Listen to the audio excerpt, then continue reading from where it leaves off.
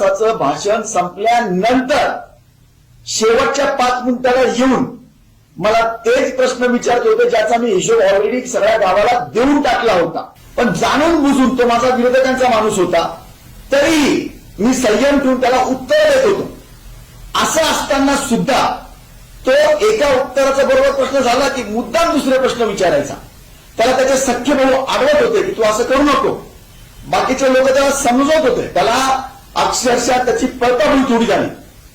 मी अगर त्याला वाचवलं नसतं तर अक्षरशः त्याचं काय झालं असतं ते ओळखून घ्या.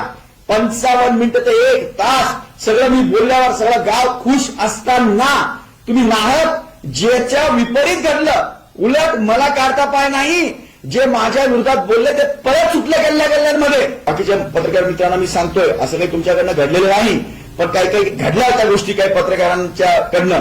पण त्या निमित्तानं मी सगळ्याला फक्त विनंती करू लागलो. पण